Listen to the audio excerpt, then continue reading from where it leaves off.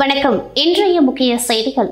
புதுச்சேரி மாநிலம் அரியங்குப்பம் தொகுதிக்குட்பட்ட வீராம்பட்டினம் மற்றும் அதனை சுற்றியுள்ள பகுதிகளுக்கு குடிநீர் வழங்க தேசிய விவசாய மற்றும் கிராம வளர்ச்சி வங்கி நிதி உதவியுடன் ஒருங்கிணைந்த குடிநீர் திட்டத்தின் வீராம்பட்டினம் சுனாமி குடியிருப்பு பகுதியில் 10 லட்சம் லிட்டர் கொள்ளளவு கொண்ட மேல்நிலை நீர்த்தேக்க தொட்டி கட்டுதல், வீராம்பட்டினம் மற்றும் அதனை சுற்றியுள்ள பகுதிகளுக்கு புதிய குடிநீர் பங்கீட்டு குழாய்கள் அமைத்தல், புதிய வீட்டு குடியிருப்புகள் வழங்குதல், புதிய ஆழ்துளை கிணறு அமைத்தல், தோண்டப்பட சாலைகளை புனரமைத்தல், புதிய மோட்டார் பம்ப் செட்டுகள் மற்றும் ஜெனரேட்டர் பொருத்துதல் ஆகிய பணிகளுக்காக ரூபாய் 19.22 கோடி அளவிற்கு பணி ஆணை வழங்கப்பட்டது. இத்திட்டத்தின் மூலம் சுமார் 18,662 மக்கள் பயன்பெறுவர். இப்பணிக்கான பூமி பூஜையை முதலமைச்சர் ரங்கசாமி துவக்கி வைத்தார். இவ்விழாவிற்கு பொதுப்பணித்துறை அமைச்சர் லட்சுமி நாராயணன் தலைமை வகித்தார் மற்றும் அரியங்குப்பம் சட்டமன்ற உறுப்பினர் பாஸ்கர் என்கிற தட்சிணாமூர்த்தி முன்னிலை வகித்தார். இந்நிகழ்ச்சியில் பொதுப்பணி செயலர் முனைவர் ஜெயந்தகுமார் ரே, பொதுப்பணித்துறை தலைமை பொறியாளர் முனைவர் தீனதயாளன், கண்காணிப்பு பொறியாளர் பாலசுப்ரமணியன், செயற்பொறியாளர் உமாபதி, உதவி பொறியாளர் ஸ்ரீதர், இளநிலை பொறியாளர் பாஸ்கர் மற்றும் அரசு அதிகாரிகள், பொதுமக்கள் ஆகியோர் விழாவில் பங்கேற்றனர். புதுச்சேரி அரசின் செய்தி மற்றும் விளம்பரத்துறை சார்பில் பேரறிஞர் அண்ணாவின் நினைவு நாள் அனுசரிக்கப்பட்டது. நினைவு நாளை ஒட்டி பழைய பேருந்து நிலையம் அருகே உள்ள அவரது சிலைக்கு அரசு சார்பில் முதலமைச்சர் ரங்கசாமி, அமைச்சர்கள் லட்சுமி நாராயணன், திருமுருகன், துணை சபாநாயகர் ராஜவேலு மற்றும் சட்டமன்ற உறுப்பினர்கள் மாலை அணிவித்து மலர் தூவி மரியாதை செலுத்தினார்கள். இதேபோல் திமுக, அதிமுக உள்ளிட்ட பல்வேறு அரசியல் கட்சியினர் மாலை அணிவித்து மரியாதை செலுத்தினர். அரியங்குப்பம் கொம்யூன் பஞ்சாயத்து மூலம் சாலை வளர்ச்சி நிதியின் கீழ் நல்லவாடு கிராமத்தில் ரூபாய் 11.64 லட்சம் மதிப்பீட்டில் 140 மீட்டர் நீளத்திற்கு பிரதான யூ வடிவ வடிகால் வாய்க்கால் அமைப்பதற்கும், மணவெளி பகுதி விக்டோரியா நகரில் உள்ள வாய்க்கால் மீது ரூபாய் 4 லட்சம் மதிப்பீட்டில் கல்வெட்டுகள் அமைப்பதற்கும் இன்று நடைபெற்ற பூமி பூஜை நிகழ்ச்சியில் சட்டப்பேரவைத் தலைவர் செல்வம் கலந்து கொண்டு பணிகளை துவக்கி வைத்தார். இந்த நிகழ்ச்சியில் அரியங்குப்பம் கொம்யூன் பஞ்சாயத்து ஆணையர் ரமேஷ், உதவி பொறியாளர் நாகராஜ், இளநிலை பொறியாளர்கள் சரஸ்வதி, சுரேஷ் மற்றும் முக்கிய பிரமுகர்கள், பாஜக மாவட்ட தலைவர் சுகுமார், கிருஷ்ணமூர்த்தி ரெட்டியார், சக்திவேல், நல்லவாடு வடக்கு பஞ்சாயத்தார், நல்லவாடு தெற்கு பஞ்சாயத்தார் மற்றும் மணவெளி பகுதி முக்கிய பிரமுகர்கள் மற்றும் அந்தந்த பகுதி பொதுமக்கள் கலந்து கொண்டார்கள். புதுச்சேரியில் உள்ள ஜிப்மர் மருத்துவக் கல்லூரி மற்றும் மருத்துவமனையின் புதிய இயக்குநராக பொறுப்பேற்றுள்ள டாக்டர் வீர் சிங் நேகி அவர்கள் இன்று புதுச்சேரி சட்டப்பேரவைத் தலைவர் செல்வம் அவர்களை சட்டப்பேரவையில் உள்ள அவரது அலுவலகத்தில் மரியாதை நிமித்தமாக சந்தித்தார். இந்த சந்திப்பின் பொழுது சட்டப்பேரவைத் தலைவர் செல்வம் பிரதம மந்திரியின் ஆயுஷ்மான் திட்டத்தின் கீழ் ஏழை எளிய மக்கள் எளிதாக பயன்பெறும் வகையில் ஜிப்மர் மருத்துவமனை செயல்பட வேண்டும் என்ற வேண்டுகோள் வைத்தார். மேலும் மருந்துகள் தட்டுப்பாடின்றி கிடைப்பதற்கு தொடர் நடவடிக்கை மேற்கொள்ள வேண்டும் எனவும் ஜிப்மர் மருத்துவமனை இயக்குநர் அவர்களை கேட்டுக்கொண்டார். மேலும் இந்த சந்திப்பின் பொழுது சட்டமன்ற உறுப்பினர் அசோக் பாபு மற்றும் ஜிப்மர் மருத்துவமனை துணை இயக்குநர் ரங்கபாஷ்யம் ஆகியோர் உடன் இருந்தனர். தொடர் நோய் பயனாளிகளுக்கு உதவித்தொகை அரசாணையினை திமுக சட்டமன்ற உறுப்பினர் அனிபால் கென்னடி அவர்கள் வழங்கினார். புதுச்சேரி உப்பளம் சட்டமன்ற தொகுதியை சேர்ந்த பயனாளிகளுக்கு புதுச்சேரி அரசு ஆதி திராவிடர் மற்றும் பழங்குடி நலத்துறை மூலம் தொடர் நோய் உதவித்தொகை ஆணை வழங்கும் நிகழ்ச்சி திமுக உப்பளம் தொகுதி சட்டமன்ற உறுப்பினர் அலுவலகத்தில் நடைபெற்றது. இதில் உப்பளம் தொகுதி சட்டமன்ற உறுப்பினரும் மாநில கழக துணை அமைப்பாளருமான அனிபால் கென்னடி அவர்கள் தொடர் நோய் பயனாளிகளுக்கு உதவித்தொகை பெறுவதற்கான அரசாணை அடையாள அட்டையை பயனாளிகளுக்கு வழங்கினார். இந்த நிகழ்ச்சியில் தொகுதி அவைத்தலைவர் ஹரிகிருஷ்ணன், திமுக கழக மாநில ஆதி திராவிடர் துணை அமைப்பாளர் தங்கவேல், தொகுதி துணை செயலாளர் நிசார், மாநில மீனவரணி துணை அமைப்பாளர் விநாயகமூர்த்தி, கிளை செயலாளர்கள் சந்துரு, காலப்பன், ராகேஷ் ஆகியோர் உடன் இருந்தனர். நாட்டை வளர்ச்சி பாதையில் கொண்டு செல்லும் சிறந்த பட்ஜெட், தொழிலதிபரும் சமூக சேவகருமான ஜோஸ் சார்லஸ் மார்டின் புகழாரம்.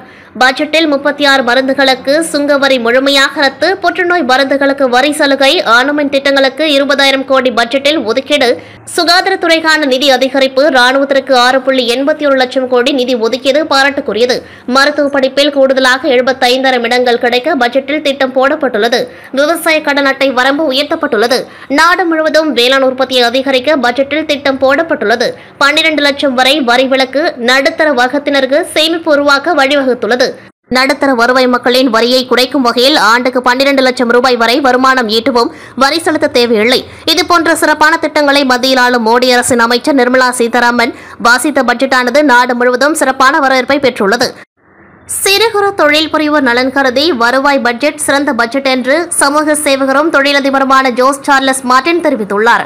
புதுச்சேரி அடுத்த கண்டமங்கலத்தில் பேரறிஞர் அண்ணா நினைவு நாளை முன்னிட்டு கண்டமங்கலம் திமுக கிழக்கு ஒன்றிய செயலாளர் கணேசன் தலைமையில் அண்ணாவின் உருவ சிலைக்கு மாலை அணிவித்து மரியாதை செலுத்தப்பட்டது. மத்திய ஒன்றிய செயலாளர் செல்வமணி, மாவட்ட விவசாய அணி அமைப்பாளர் சீன செல்வரங்கம், அவைத்தலைவர் சிவக்குமார், ஒன்றிய பொருளாளர் மகேந்திரவர்மன், மாவட்ட பிரதிநிதிகள் லக்ஷ்மணன், பாலசுப்ரமணியன், ஒன்றிய துணை செயலாளர்கள் குமணன், முருகன், இளைஞரணி அமைப்பாளர்கள் ESR சுரேஷ், பிரவீன்குமார், மாவட்ட தொண்டர் துணை அமைப்பாளர் DMK தீனா, மாணவரணி அமைப்பாளர் சத்தியமூர்த்தி, விளையாட்டு மேம்பாட்டு அணி அமைப்பாளர் கலைராஜன், தொண்டரணி அமைப்பாளர் சின்னத்தம்பி, கலை இலக்கிய அணி அமைப்பாளர் KR பாபு, கிளைக்கழக செயலாளர் திருநாவுக்கரசு, மெடிக்கல் செந்தில் மற்றும் திமுக கிளை செயலாளர்கள், கழக முன்னோடிகள், ஒன்றிய கவுன்சிலர்கள், ஊராட்சி மன்ற தலைவர்கள் பிரியதர்ஷினி, முருகன், ஆதி நாராயணன் மற்றும் நிர்வாகிகள் கலந்து கொண்டு சிறப்பித்தனர். கீழ்புத்துப்பட்டு சுவாமி விவேகானந்தர் ஊரக சமுதாய கல்லூரியில் போதைப் பொருள் இல்லா சமுதாயம் எனும் நோக்கில் போதைப் பொருள் விழிப்புணர்வு சிறப்பு வகுப்பு நடைபெற்றது. போதைப் பொருளால் உடல் மற்றும் மனநலனுக்கு ஏற்படும் தீமைகள் குறித்தும் உயிர் பாதுகாப்பிற்கு போதைப் பொருளை முற்றிலும் கைவிடுவதன் அவசியத்தையும் மையமாக வைத்து ஓஷன் அகாடமி கார்த்திக் பாலராமன் மாணவர்களுக்கு வகுப்பு எடுத்தார். போதைப் பொருளால் குடும்பம் மற்றும் சமூக சீரழிவுகளை பல்வேறு உண்மை சம்பவங்கள் வாயிலாக மாணவர்களுக்கு விளக்கினார்.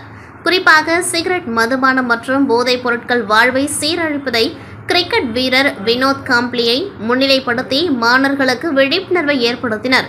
இளம் வயது மாணவர்கள் நாளைய சமூகத்திற்கும் குடும்பத்திற்கும் எதிர்காலம்.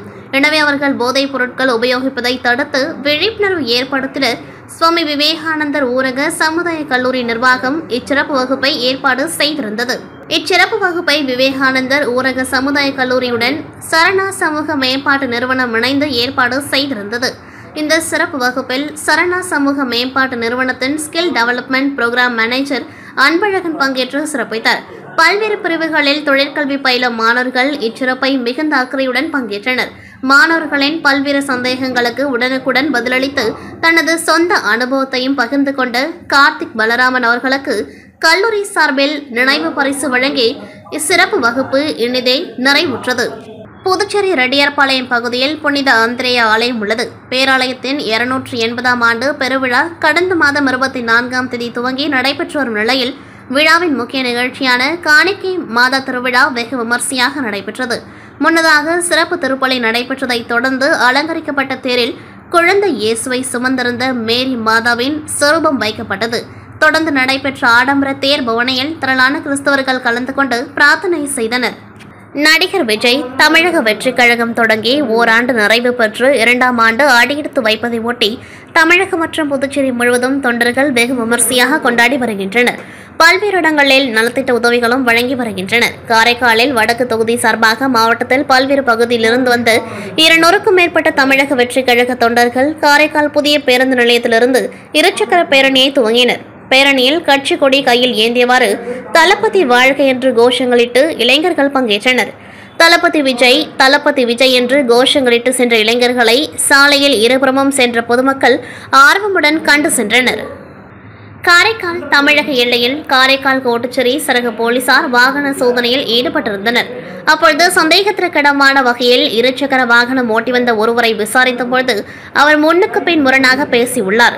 இதனால் அவரை கோட்டுச்சேரி காவல் நிலையத்துக்கு அழைத்து வந்து விசாரித்த பொழுது பூம்புகாரை சேர்ந்த சிவா என்கின்ற சிவானந்தம் என தெரிய வந்தது. ஆசாரி வேலை செய்யும் அவரது செல்போனை சோதனையிட்ட பொழுது கடந்த டிசம்பர் 10ஆம் தேதி காரைக்கால் வந்துள்ளார். அதேபோல் ஜனவரி 14ஆம் தேதியும் காரைக்காலுக்கு வந்துள்ளார். அதே தினத்தில் காரைக்காலில் 2 இடங்களில் இரு வீட்டை உடைத்து நகைகளை திருடி சென்றது தெரியவந்துள்ளது. அவரது செல்போன் டவரும் அந்த வீட்டு அருகே இருந்தது. தொடர்ந்து போலீசார் அவரை மேலும் விசாரித்த பொழுது 2 வீடுகளிலும் திருடியதை ஒப்புக்கொண்டார். அங்கு திருடிய 7 லட்சம் ரூபாய் மதிப்பிலான தங்க நகைகளை உருக்கி தனது வீட்டில் மறைத்து வைத்ததாக ஒப்புக்கொண்டார். காரைக்காலை போல மயிலாடுதுறையில் 4 வீடுகளை உடைத்து அவர் திருடியதும் மேலும் ஒரு கொலை வழக்கிலும் சிக்கியுள்ளார். பகலில் ஆசாரி வேலை செய்யும் பொழுது வீடுகளை நோட்டமிட்டு கொள்ளையடிப்பதை வாடிக்கையாக கொண்டிருப்பதாகவும் போலீசாரிடம் ஒப்புக்கொண்டார். இதனையடுத்து அவரை கைது செய்த கோட்டுச்சேரி போலீசார் உருக்கிய நகைகளை மீட்டு அவரை கைது செய்து நீதிமன்றத்தில் ஆஜர்படுத்தி சிறையில் அடைத்தனர். இத்துடன் செய்திகள் நிறைவடைகின்றது. நன்றி, வணக்கம்.